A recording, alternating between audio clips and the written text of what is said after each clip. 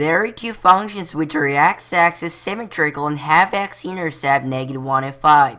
Solve for two functions if the distance between two functions is 18. Our ultimate goal in this question is to solve for two functions, and we need to use our given information in order to solve it. And there are three solutions that we need to know when it comes to solving this kind of questions. And the first thing is, what is an intercept in functions and types of intercepts? And the second one is two types of symmetrical functions.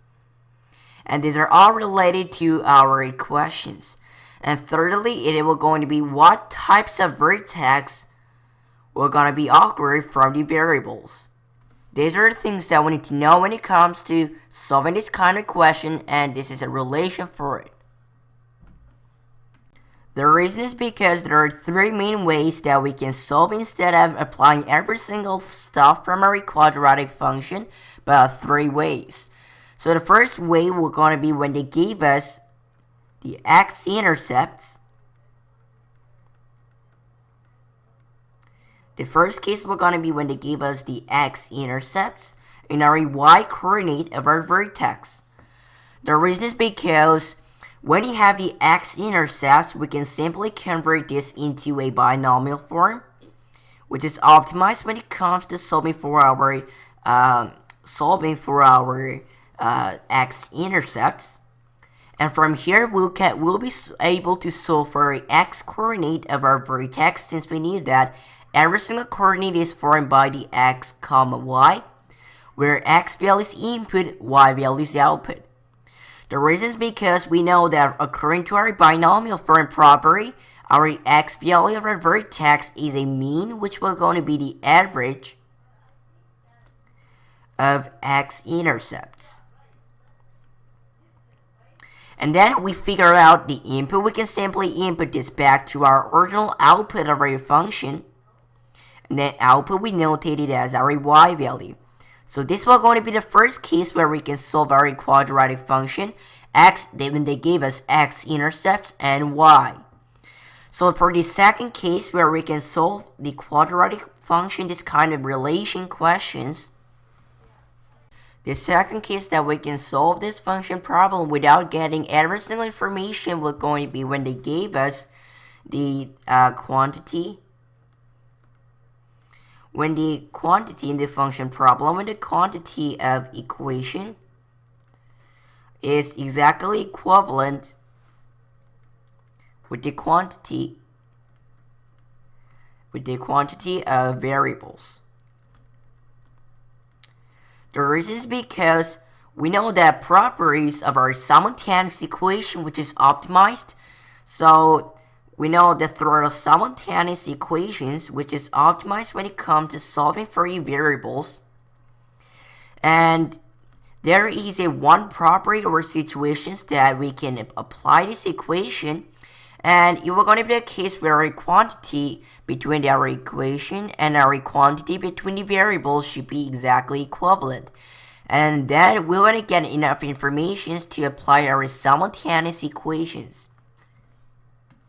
So this will going to be our second case. The third case that we can solve this kind of function problem will going to be when they gave us the standard form.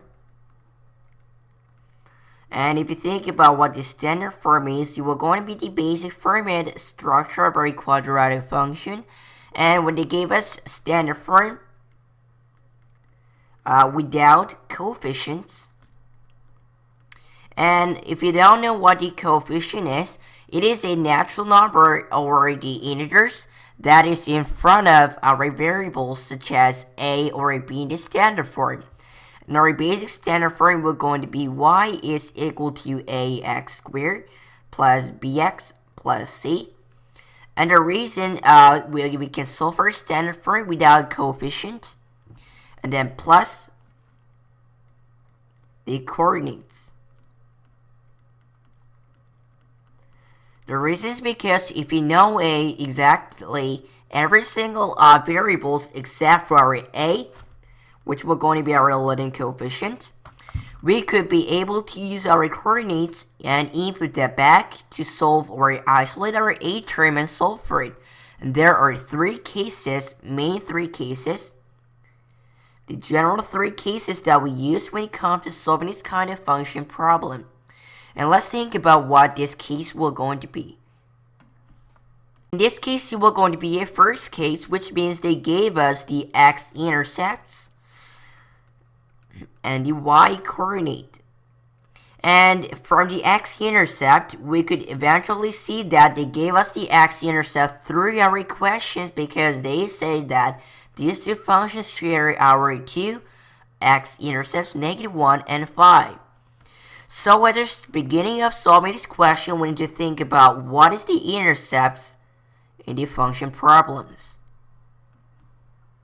So there are two basic structures when it comes to solving the intercept problems. There are two basic examples for it, and first one will going to be the x-intercept. And the x-intercept will going to be, when you think about the definition of the intercept, that means the point is on exactly its axis, which means one of the variable, one of them between x and y should be equal to 0. And that means if we convert it into a coordinate, we know that this is an x-intercept, which means the point on our coordinate plane is on the x-axis. So that means our x value exists and our y value should always be equal to 0 when we convert x-intercept through our coordinates. And if you think about what this exactly means, that means when our input value, our x value, is equal to something, and we notate it as the x value, not an exact value because it is a variable, which means it changes depends on times. When our x value exists, our output of a function, which you call it as the y, or the f of x in the function problem, will going to be 0. This is what the x-intercept will look like. Now let's think about what the y-intercept will going to be unlike the first one, x-intercept. This is the same kind of exact concept with the x-intercept, except the x value is equal to 0 and our y value, which will going to be our output function, exists. This is what our y-intercepts look like. And it is obviously different with the x-intercept because of the word x and y. We thought about what the definition and the cases of our intercept in our quadratic function, and they said it has the both x-intercept -1 and 5, which means they didn't include our y-intercept. So our x-intercept in this case will going to be -1 and the +5. Which means when it converts into some specific coordinates, it will going to be -1 when the x value is -1, our y value is equal to 0. And when our x value is equal to 5, +5, our y value is equal to 0. This is what our x-intercepts will look like when it converts into a specific coordinates. And since we knew that, this was going to be obviously going to be a first case where they gave us the x-intercepts and the y-coordinate. And if they didn't give us, there will going to be some specific information that refers to the y-coordinates. And the second information that they give us will going to be they are the x-axis symmetrical.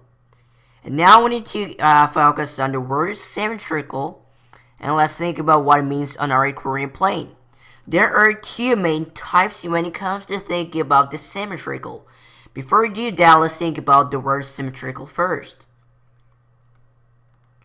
So the word symmetrical. Symmetrical literally means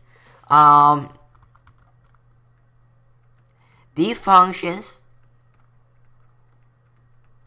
the shape or some specific areas are exactly congruent. And if you don't know what the congruent means, that means they're exactly same. But the only difference between the symmetrical and the congruent is that symmetrical functions means they're exactly congruent except they're going in the opposite they're going the opposite directions. This is what the symmetrical function will look like. And there are two cases in our symmetrical stub. The first case, we're going to be the x-axis symmetrical function.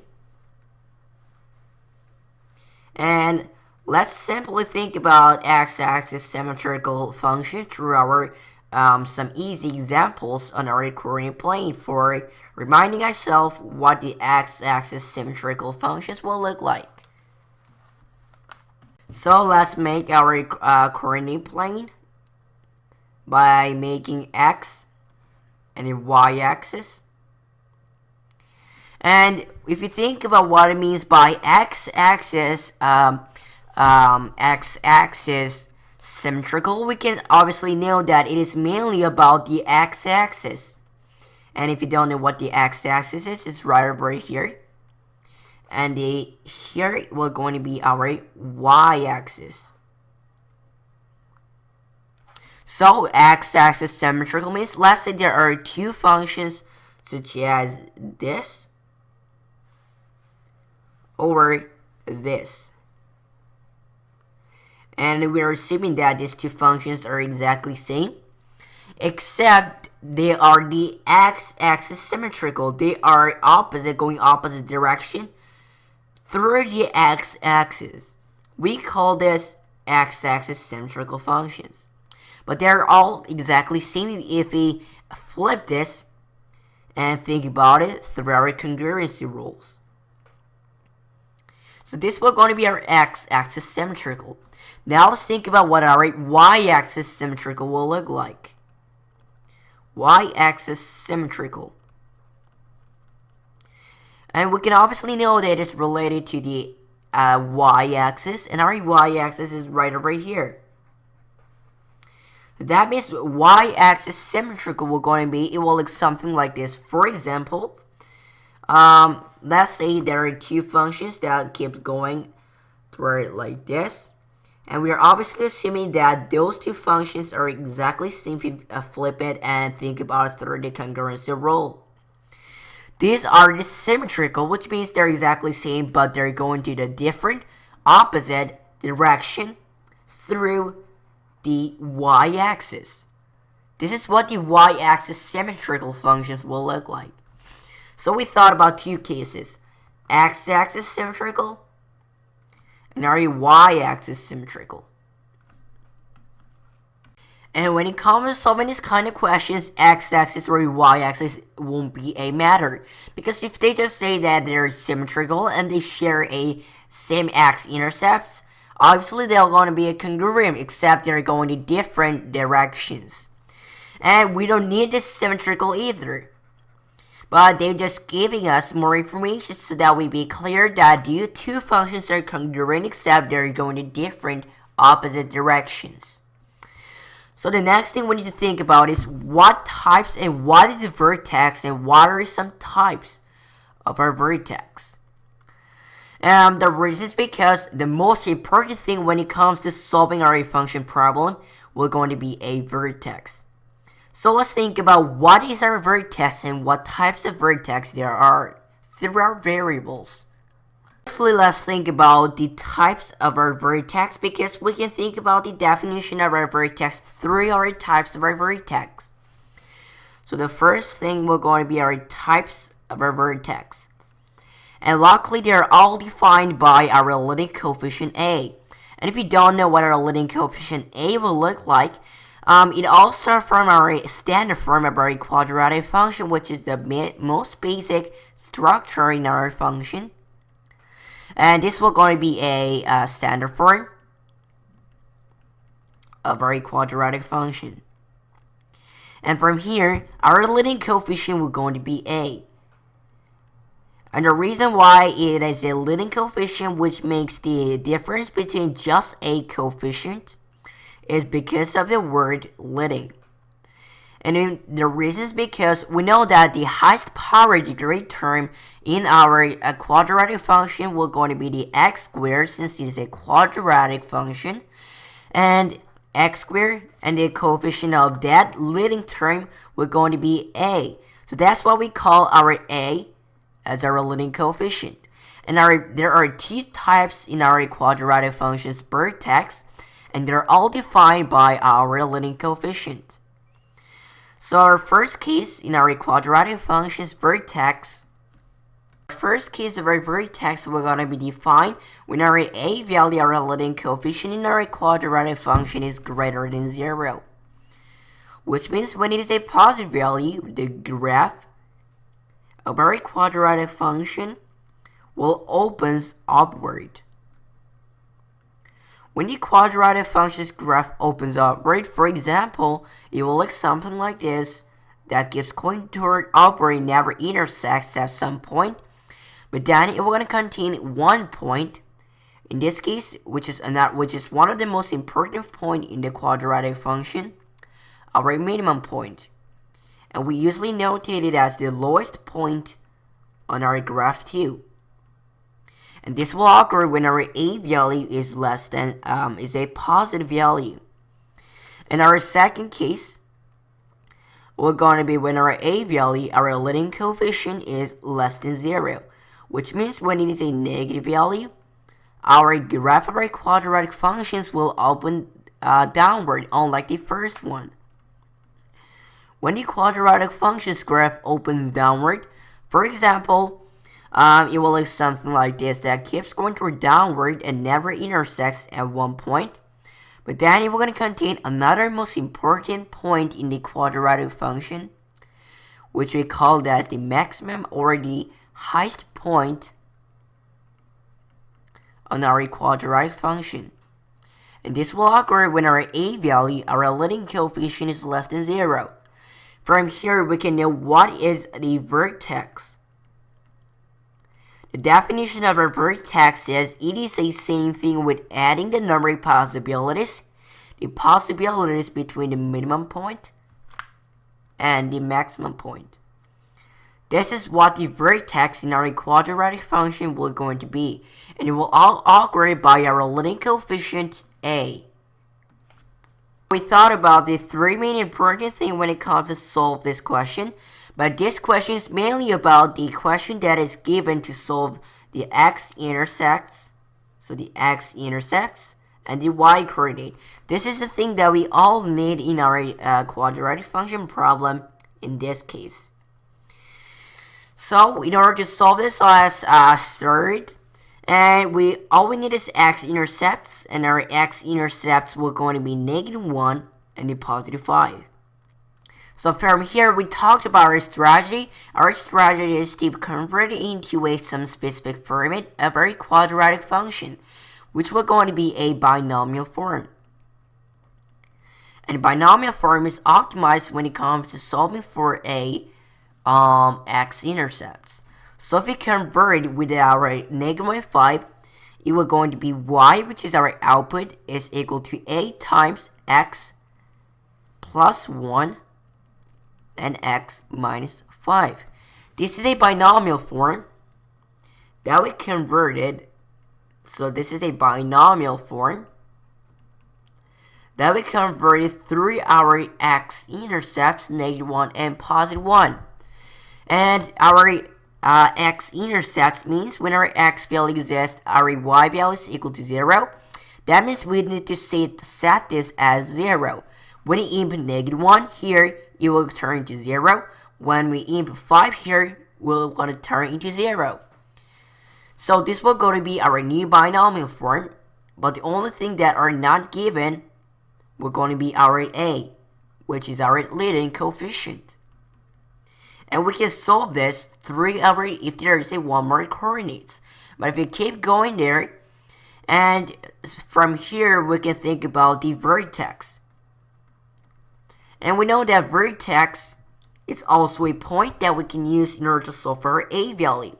And it is in the every single coordinates on the coordinate plane is formed by x comma y, where x value is input, y value is output of our function.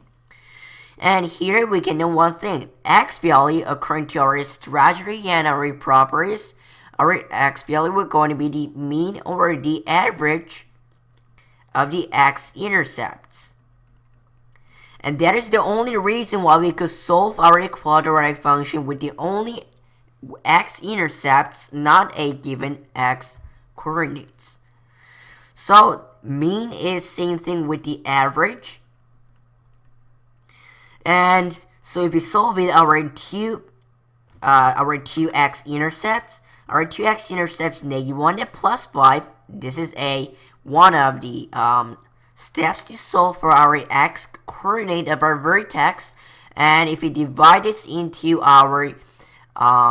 if we divide it into 2, we'll be solving for our average.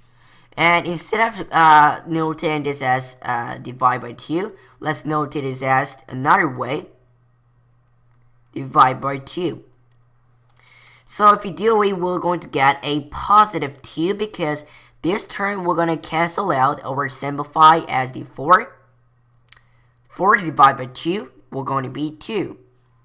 So from our properties that the x value, x coordinate of our vertex is a mean average of x-intercepts. So in order to solve our x-intercepts mean, we add it and divide it by 2.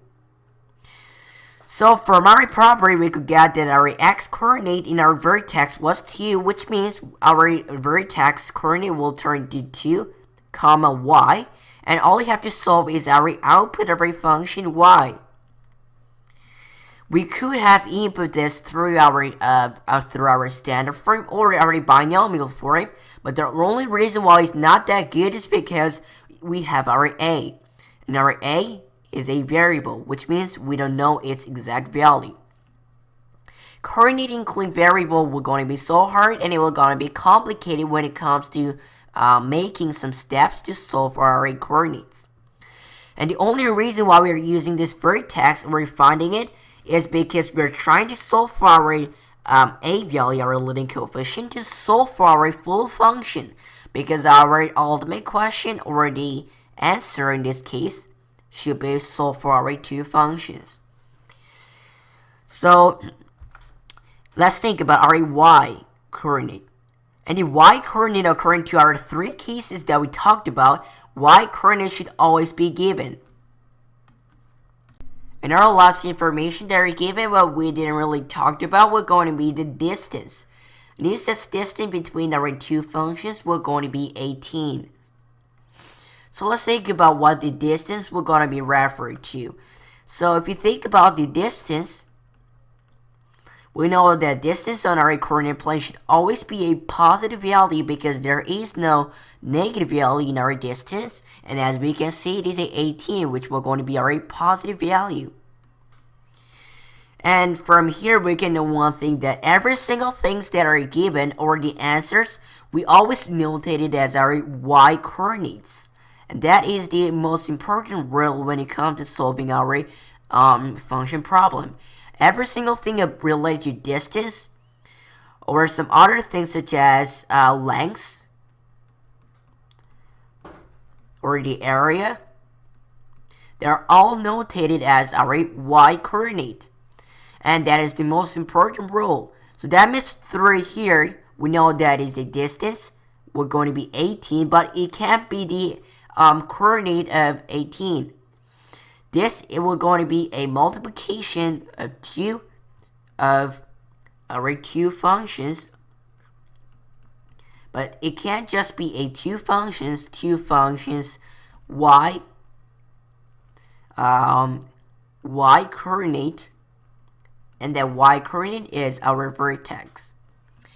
So the reason is because we know that it is a symmetrical, which means one of them should go upward, another one should go downward in order to be asymmetrical.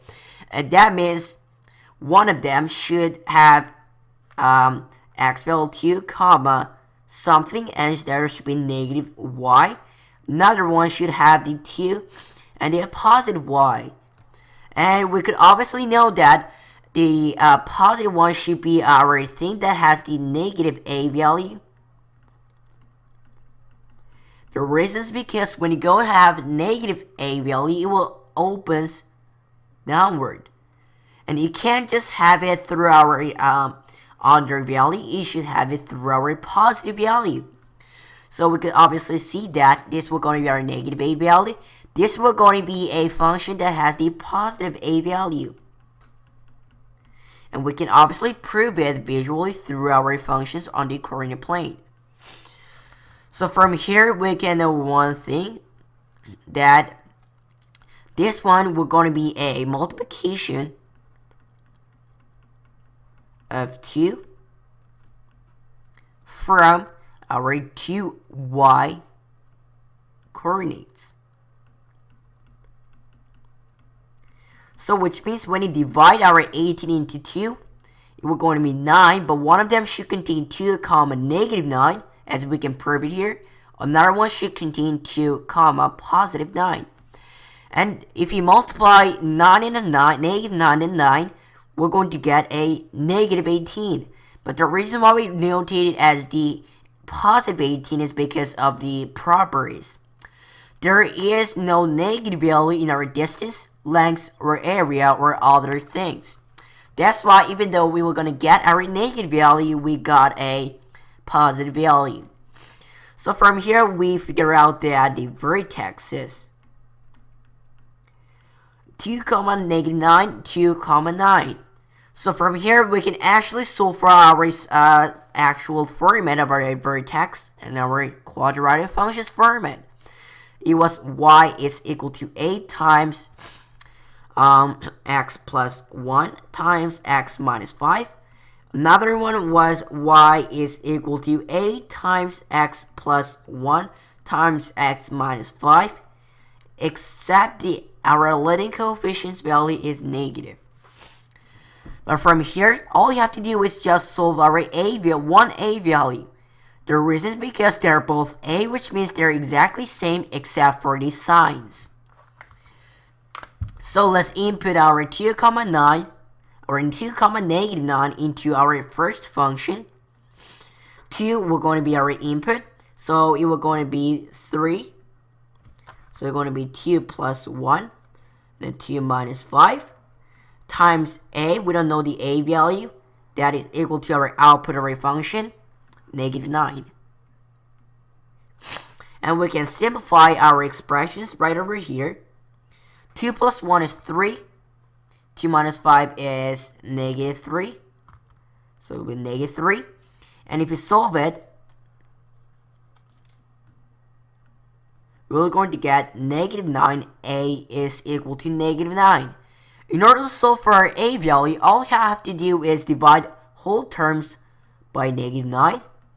If you do it, negative 9 we're going to be obviously going to be canceled out, and we're going to get a is equal to positive 1. And since we solved our a value, all you have to do in order to solve for our quadratic function is just input this value. We're thinking about a value as our x value. So we're inputting this to our two functions, so our answer will going to be appealed. And the first one we're going to be y is equal to 1 times x plus 1 times x minus 5.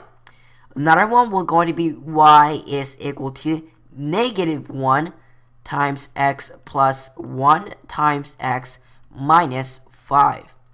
These two functions will going to be our total answer for these questions. Let's review what we did. Firstly, we thought about the three solutions when it comes to solving for our questions. And before that, we thought about three main ways or the solutions, as well as the choices or the ways that we can approach without giving some a lot of informations. And the first one was when they give us x-intercepts and just a y-coordinate. And the reason is because we know that from our x-intercepts, we can convert into a binomial form. And we know that our x value, which will going to be our coordinate of our vertex, is a mean, which will going to be the average of our x-intercepts. And we can simply input that back to our original function in order to get our output of our function, y value. And we know that they should give us the coordinate of y. But in this case, this question was related to our first way, and they gave us through our distance. And second one was that quantity of equation is exactly same with the quantity of variables, and we can think about this question later through our simultaneous equations, which is optimized when it comes to solving for our variables. And 31 was when they gave us the standard form without coefficient, which means without a and b, but with coordinates. So first of all, we thought about what is our intercept when it comes to solving for our equations. So there are two cases of our intercept. And if you think about what the intercept means, that means some specific points or graphs is on the specific axis. The x-axis, we're going to be when our x value, our input exists, and the output is equal to 0. Our y-intercept is exactly the same concept with the x-intercept, except the input is equal to 0 and our output exists. And then we thought about the symmetrical functions. Symmetrical means they're all congruent, but we can't say congruent in the functions. They're exactly same if we flip it, but they're going toward the opposite directions. So there are two cases. The first case was the x-axis symmetrical, and the last one was the y-axis symmetrical. And they're exactly same except the directions they're going. And lastly, we thought about what is the vertex. And we thought about the types of our vertex, and then we could think about our vertex's definition. So there are two types of our vertex, and they're all defined by our leading coefficient, a. When the a value is positive value, the graph of a quadratic function will go upward. It will contain minimum point. In another way, when the a value is less than 0, our graph goes downward and will contain a maximum point.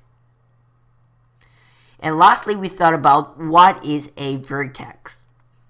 Vertex is exactly the same thing with the addition of our numbered possibilities between minimum and the maximum point. So now we actually, these were the solutions to solve our questions or approach it. And then from here to the ending, it was all inputting or using the specific informations. And then we got our output, which were going to be the answers of our questions. There were two, since we solved our a value. So our first one was y is equal to 1 times x plus 1 times x minus 5. And another one was going to be y is equal to negative 1 times x plus 1 times x minus 5.